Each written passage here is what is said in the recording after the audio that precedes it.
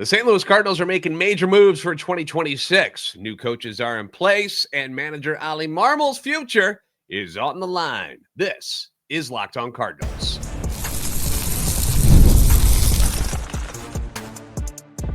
You are Locked On Cardinals, your daily St. Louis Cardinals podcast. Part of the Locked On Podcast Network, your team every day.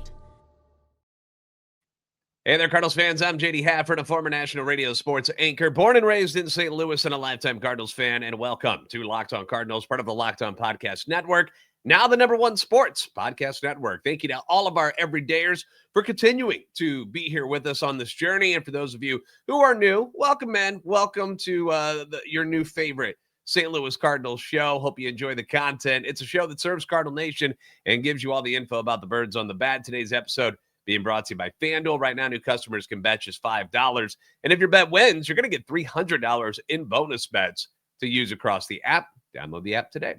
On today's show, we'll discuss the comments about the mock trade that we talked about in our last episode. We'll do that in our Cardinal Confession segment.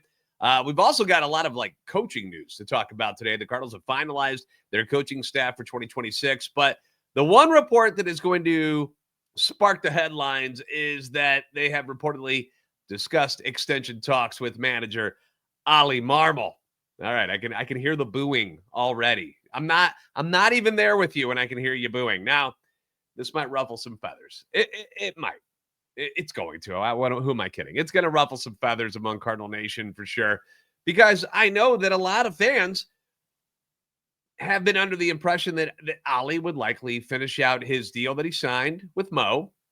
And after that, the Cardinals might move on to somebody else that Chaim would hire, that he would want in the manager's office. I've been kind of under that impression as well. You see how Oli handles things the first year with Chaim being in charge. Now Bloom's been here for a couple of years. It's not like he just showed up on the scene and doesn't know these people. This has been a situation where he's been in the shadows, kind of doing stuff, and he's gotten to know these guys. And he clearly has a good relationship with Oli Marmol. So as far as I could tell, I just thought he was going to give him this year, and then we see how things go after that. We've heard the Yadier Molina chatter for multiple years now, but outside his appearances in the dugout this past year, that role has never expanded the way that many fans hoped it would. A majority of the fan base that reaches out to me has been hoping Oli would have been fired by now and that they'd already have moved on to somebody like Yadi or even Albert Pujols, who continues to interview for jobs but has yet to find a spot in the big leagues. I'm sure there are other names that the fans are interested in. There's probably dozens of them.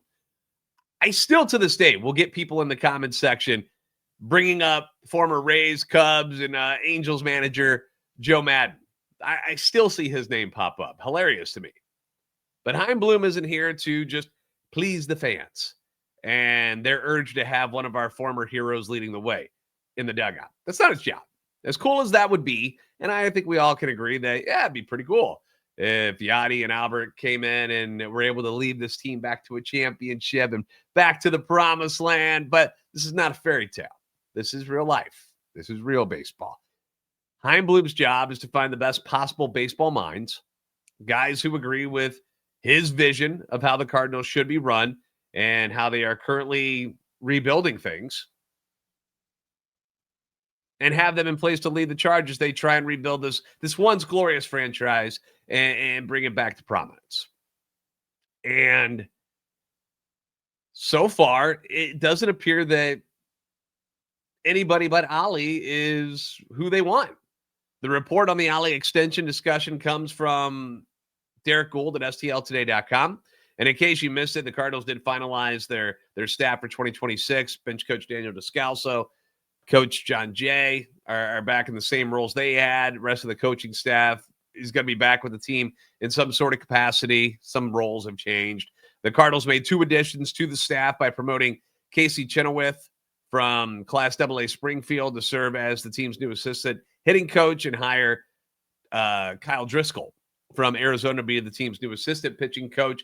As reported by Gould, Chenoweth previously coached in Arizona, San Francisco farm systems before spending the last, 3 years? 3 years with the Cardinals. Spent this past year as the hitting coach for the Cardinals AA affiliate in Springfield, who we know were very good. Went on to win the Texas League Championship, led by top prospect J.J. Weatherhold, outfield prospect Joshua Baez, who had that breakout year, which, we've all been waiting for it, because you look at the guy and you're like, dude, that guy is an athlete. He's got talent. Look at him. And finally kind of busted out this year. And, of course, one of our top catching prospects, and Leonardo Bernal was down there at AA. There were also some of our good pitching prospects. But as far as the hitting side of things, Bernal was down there too. He continues to thrive and rise through the rankings. So if you've got someone who has found success with the guys that you are relying on to make a difference for you at the big league level in the near future, why not elevate him and see if he can help any of the other guys on the roster, specifically the younger guys like a Jordan Walker and Nolan Gorman, help them. Maybe he can find something to, help them click here in 2026 and beyond. Now, according to Gould, Driscoll has a connection to the Cardinals through his work with the Cressy Sports Performance Group in Palm Beach. A handful of Cardinals players are working out at that facility already this winter. Players who live in Jupiter have gone to him for off-season programs for quite a while, he says. And he previously was the pitching coach for the Mets AAA affiliate in Syracuse. So they sound like solid hires. Slew of other promotions throughout the organization as well. So I encourage you to go check out Derek Gould's story and read up on all the details, because it's kind of a long list of all the different pieces that we're moving up and around throughout the organization. I'll put the link to the story in the description, but I kind of dig that. It's not like Chaim came in and just was like, I am your new boss, and started making sweeping changes and blowing things up inside the organization. No, he came in a couple of years ago, got to know these people, has what we assume has figured out, what everybody's pretty good at and what they're not so good at, and is adjusting things. And one of the words that he brings up, Derek Gould brings up in his article, is continuity, and how important that was to Chaim Bloom and what he's doing with the Cardinals. It's something that he is striving for, is continuity. He doesn't want to keep adding, and as far as like just moving people and having things always shuffling around and stuff. He wants it to be kind of mainstreamed here. So again, that works. Like, he's adding coaches. He's not firing coaches and getting rid of people. He's adding pieces to what they already have put together. And when it comes to continuity, Oli's been here for 4 years, and he's gotten to know a lot of these guys. So as far as he goes, he's in the final year of this deal. But according to Gould, they've already had initial conversations about an extension per multiple sources. I don't think it's such a bad thing. And I know I'm going to get creamed for this, and I normally do. Anytime we bring up Oli and I say anything positive about him, I get crushed. So I am fully prepared. I got the bulletproof jacket on here today. Come at me. I got you. But I'm going to tell you why I don't think it's such a bad idea. Now, sure, it could blow up in Chaim Bloom's face, but there are some things that I like about it, and I'll tell you why Oli kind of makes sense for what they're doing. We'll get into it coming up next on Locked On Cardinals.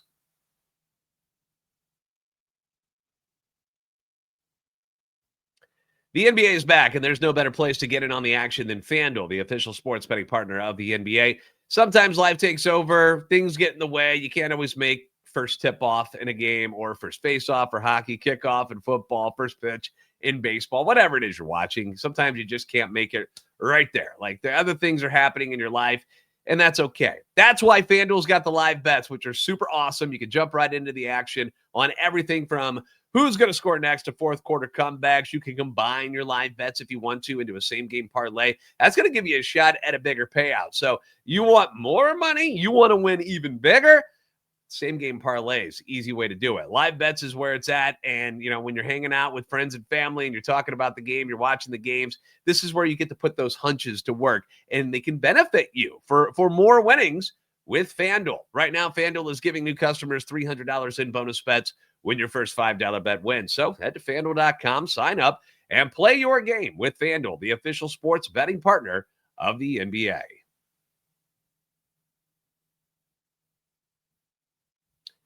Thanks for making Locked On Cardinals your first listen every day. Thank you for making Locked On the #1 sports podcast network. If you enjoy daily Cardinals content, you can follow the podcast on X at @LO_Cardinals. We're also on YouTube, TikTok, and Instagram at Locked On Cardinals. So extending manager Oli Marmol. Yep, here we go. This is, people are going to be mad about this. They are, because a lot of people don't want him around anymore. The first thing that fans point to, and rightfully so, is Oli's lack of winning since he's been the manager. It always goes back to winning, right? The winning is the most important thing. Why would you bring back someone who doesn't win, right? It's a legit question. I get it. The Cardinals have gone 325 and 323 in the regular season over his first 4 seasons. So technically, he's a winning manager so far. Now, they won 93 games back in 2022, but you remember, like, the team that he had around him there. MVP Paul Goldschmidt went off. MVP finalist Nolan Arenado went off. Albert Pujols was there magically chasing 700. Yadier Molina was still there in his final year. Tommy Edman had a huge season. Ryan Helsley was starting to peak as an elite closer. Jordan Montgomery, Jose Quintana were acquired at the deadline to help lead the staff down the stretch, and things were pretty freaking good, weren't they? We were having a good time that particular season. And then we got to the playoffs, and then Philly comes back in that late inning comeback and knocks them off in game 1, shuts them out in game 2. They get swept. Haven't returned to the playoffs since under Oli Marmol. The Cardinals fell apart in 2023, dropping to 71 and 91. Took a step forward in 2024, got back to 83 and 79, but then they fall back again to 78 and 84 last year. So, why would you keep this guy? Well, personally, I've always pointed at the talent on the field and blame them before I start blaming the manager. Everybody wants to fire the manager when the players don't play well. Well, is it his fault that the players aren't playing well? Sometimes it might be. Sometimes it's not a good fit. Sometimes there's not a good chemistry in there, and it just don't mesh. I've been someone that thinks Oli hasn't done that bad of a job. I know I'm ducking. If you're watching on YouTube, I'm ducking because I don't want to get anything thrown at me. I just don't think he's done that bad of a job. And I normally catch hell for this, and I probably will here too. But I put the majority of the blame for what's happened to the St. Louis Cardinals, not on the manager, but on the people who are building this team. And that's what I normally do.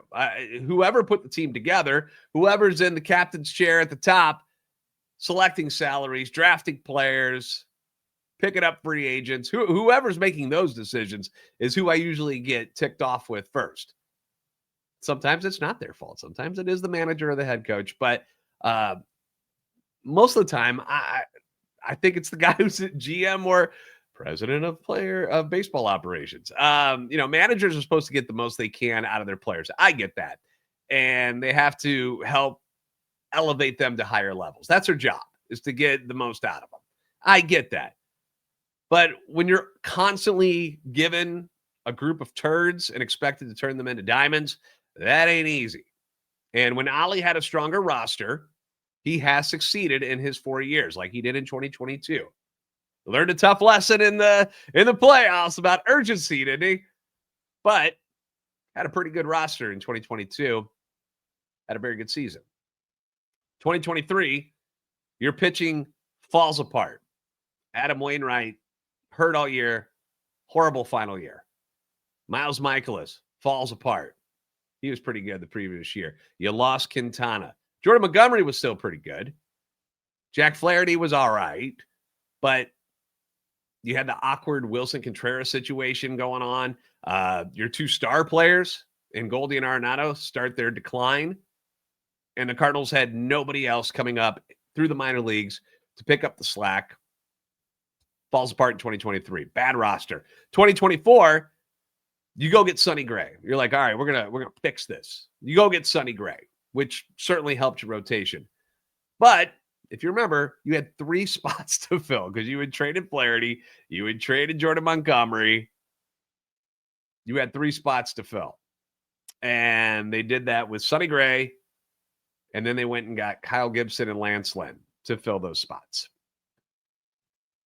I don't know how many people were pleased with that, oh, you need some depth on the bench or, just, as far as position players go, here's Matt Carpenter and Brandon Crawford.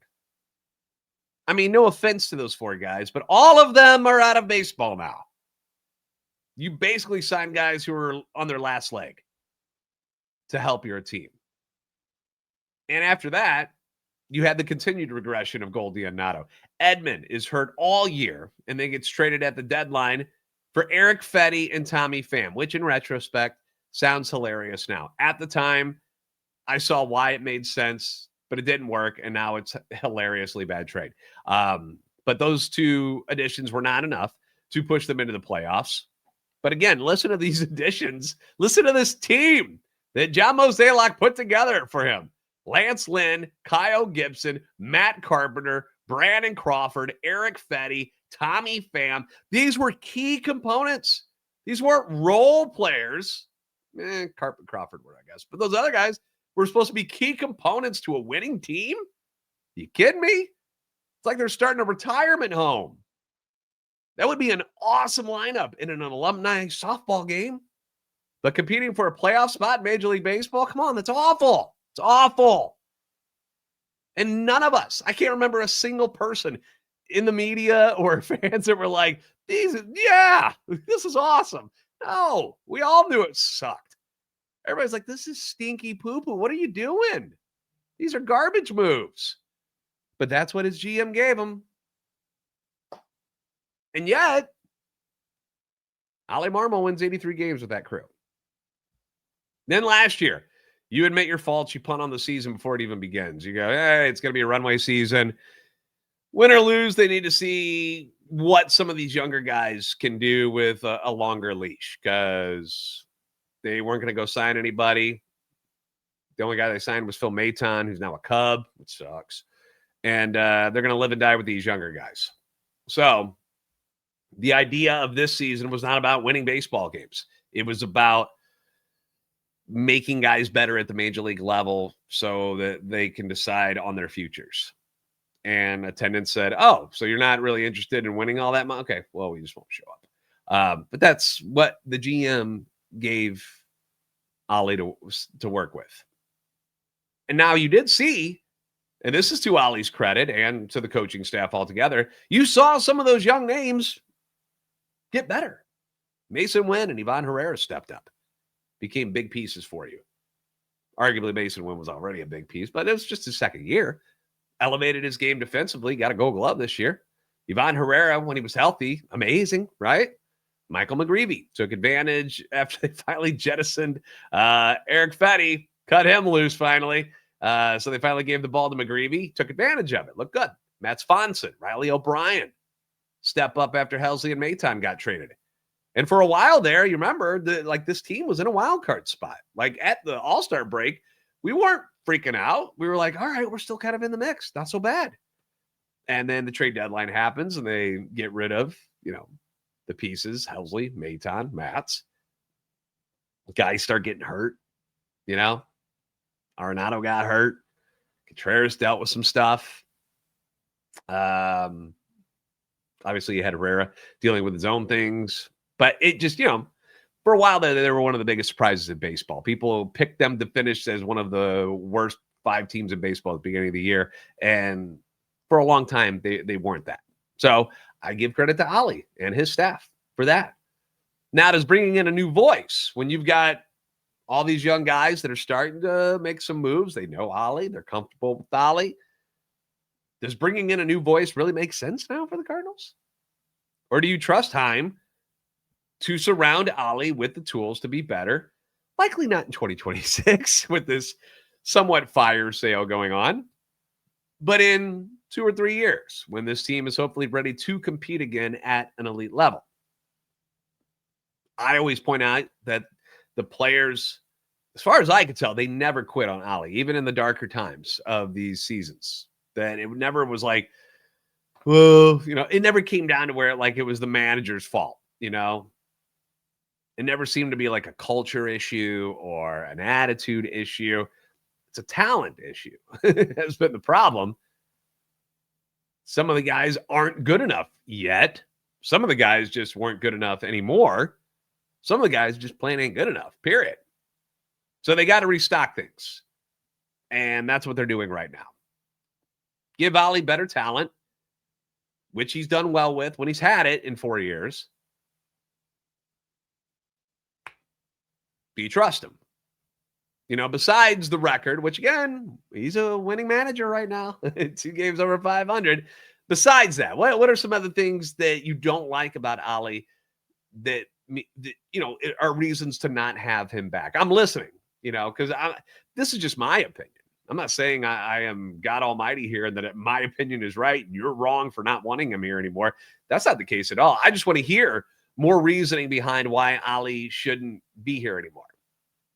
What are some things that bother you about him that you think other managers would be better at? Is it just decisions? Because I feel like he's gotten better at the bullpen stuff. The bullpen's been pretty good for a couple of years. He's only got the starting rotation that he's given to work with. So what do you want him to do when Miles Michaelis is throwing up gopher balls all the time and Sonny Gray is giving up home? Is that his fault for missing the spots? I don't know.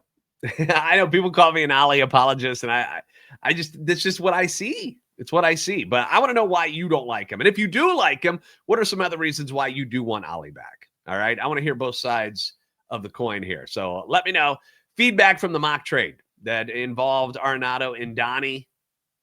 Going to get to those next. Got some good ones. We'll get to those next in Cardinal Confessions on Locked On Cardinals.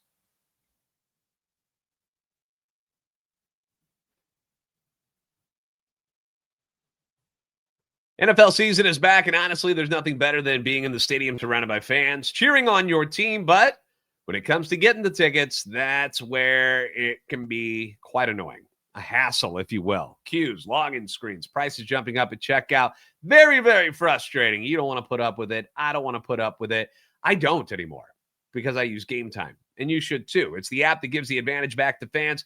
Gametime is fast. It's easy, and it's backed by their Gametime guarantee. You're always going to get 100% authentic tickets delivered on time and at the best price. Plus, all your fees are included right there when you're looking at your seats. The price you see is the price you pay. They do not jump at checkout and scare the F out of you.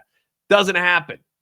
I pull up Gametime, couple of taps, bing, bang, boom. You see amazing deals to go see your favorite NFL teams play in the biggest games of the year as we get closer to the end of the season. The app made it super simple. I could even see the exact view from my seat before I buy it. It's awesome, faster, cheaper, less stressful. Download the Gametime app. Create an account. Use code LOCKEDONMLB for $20 off your first purchase. Terms apply. Again, that's promo code LOCKEDONMLB for $20 off. Swipe, tap, ticket, go.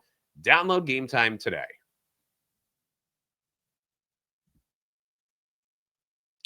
Thanks for making Locked On Cardinals your first listen every day for your second listen. Check out my guy, Sully, over there hosting Locked On MLB, who brings you a daily blend of humor and baseball throughout the offseason. You can find Locked On MLB on YouTube or wherever you listen to your favorite podcasts. So last episode, we did that mock trade that was brought up at MLB.com.